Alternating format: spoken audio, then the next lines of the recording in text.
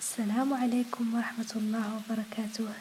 صديقاتي، كيف الحال؟ نتمنى تكونوا بخير وعلى خير إن شاء الله.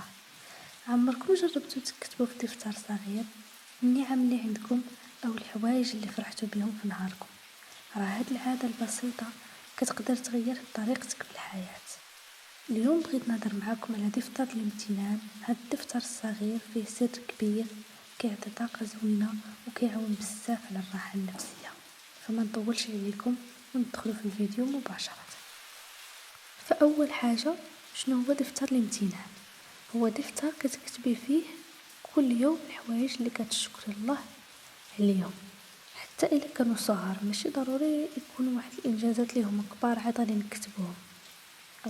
بعض النعم اللي هما صغار حنا كنغفلوا عليهم بزاف، بحال مثلا كنقولوا الحمد لله على الصحة ديالي اليوم، الحمد لله على العائلة الصغيرة ديالي اللي كنتجمع بهم ما محروماش منهم، الحمد لله على الرزق واخا يكون قليل كنحمد الله على كل حاجة.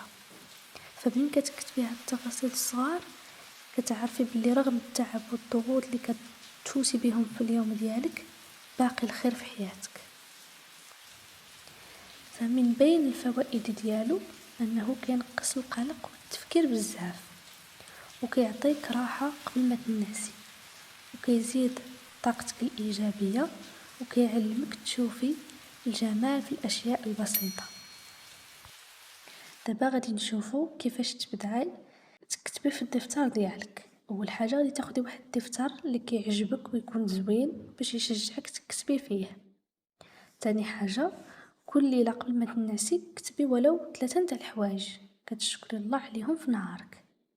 ثالث حاجه، ما تركزيش غير على الحوايج الكبار، حتى الصغار مهمين.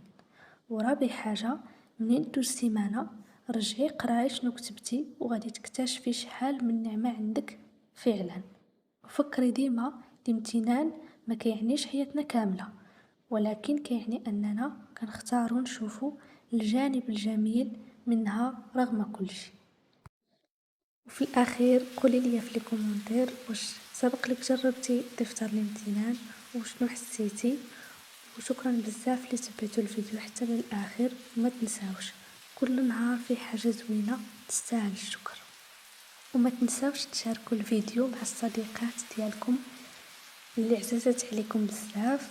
وكنتمنى يكون الفيديو عجبكم، ونتلاقاو ان شاء الله في الفيديو الجاي. بسلامة عليكم.